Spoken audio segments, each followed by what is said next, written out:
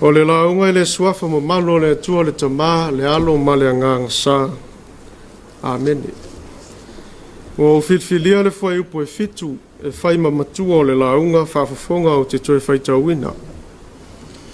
O i la tau e no nofo i lalo ifo o lona Paolo e toi o la mai la tau e peo saito e fua mai e peo le vine e taua o ia e peo le waina o le panona. O le manatu au tu o le nei aso o fasino mai e le tusi faita waso, tu i le Paolo o le alofa. Tu i le Paolo o le alofa. O le tavilinga o le soifuanga o le nuu o le atua i le vainga wha territory nome, a anga sala ua wha sala. A sala mo ua la veaina. I le nei tavilinga o lo tau vala mai aise ata o le o mai o le pule whaatupu o le atua i le lalolangi e ala ia Israelu. A tu ise isi tu o le whaatu ina lava lea o lona malo. Ina ia liu tino lona alofa na ia whai ai mea uma i le amatanga. O le tusila hosea e a mata i le li o profeta e la iti tustusinga i le atua alofa. O lo whailo ai le wha moe moe o le atua, o le whatu wina o lona malo i le lalolangi. Le alawa manino, i le tusia o sea. O le whata whea o Israelu, i Asuria, o le whasalanga. Ai maa fua o na whata whea, o na o le tali tane whale anganga. Po le a vanga o le loto i atua ese. Ai tau loho sea, i ona mana tua leo ko Mary malana whanau o lo a mata i le tusi.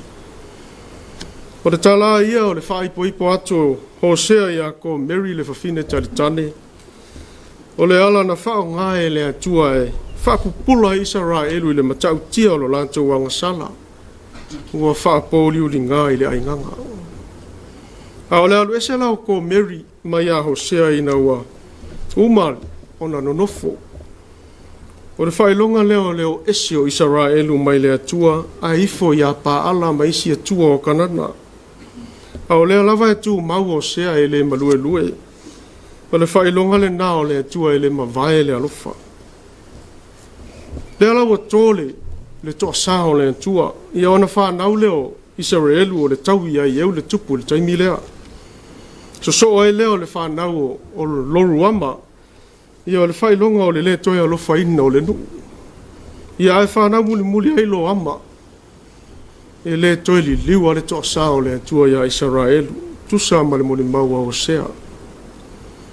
Ai o mai lai le mata aupu e sifuru whana whaitau ina. Ua tau tino le solo le tamaloa. Tu i le Paolo le alofa. Pe toa sa le atua. E tele vavelo na alofa. O le alofa e pui ma leo mo le wha moe.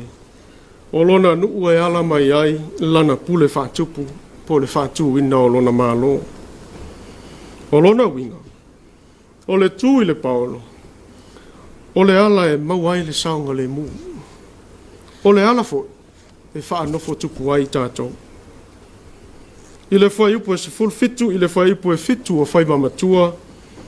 E leo tā ua se tū. Whai mai o sea.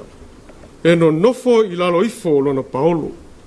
E toe o la mai mafua. O whailonga i o le malo le tua i le lalo langi. O lalo ifo e maua i le toe ola po le wha maua lunga ina. A toe ola o na fua lea i fua le lei. E o ai le funga mai. E so solo na a. Tutupu tā tupu e matanga o fia e manongi le lei. O whailo nao le malo le atua e saunga le muai. A o le suamalia foi lena o le wha mawalunga ina po le wha anofo tupu ina e le atua. E le o lunga po au tafa e tuai. Whai mai o sea lalo ifo. A tonu e sao ala le upu. O lalo e maua ai malo. O le wha moe le nao le atua e ala ia Hosea ina ia tūlo na malo i le lalolangi. e ui e le li liu lona to sa a o lona alofa e tu maui lona nu ona e ala mai aila na pule whaatupu ma o le whamanatu leo le tala leile nei aso sa moai a o tau a mata fe au matiu te masani ai ia avea sa moa ma atunu e atangi ai le pule whaatupu o le tua ai mai se o le tino mai o lona alofa I fe au ma whaiva o tofi ai o le tū I le paolo le alofa o le ala e saunga le mua I Samoa a o le ala fo I lea e whanofo tupu ai Samoa I le lalolangi atoa e whanofo tupu I tātou e le atua pēa tātou tutu I lalo ifo o lona alofa ai tupu le masias ina ua paolo ngia le alofa o le atua I le avanga po le talitane o tātou loto I mea lea o ngā o le nei lalolangi e longo fia le tua o le malo le atua le lalolangi e lo soifua mo lo wola whao ngā inga ta te le sava vali le filfilinga e a mio leanga ta te le tutu I ala o e anga sala ta te le no nofo fo I le no foa o e ta wemu ai nau I le tula fono o le li o le liu tino tangata o le atua ia Yesu Keriso o le o mai lava le na o lona malo I le lalolangi a o lona soifua o lona maliu ma lona toe tu manu malo ua tātou I loa atu ai le malo e whavavau lava amen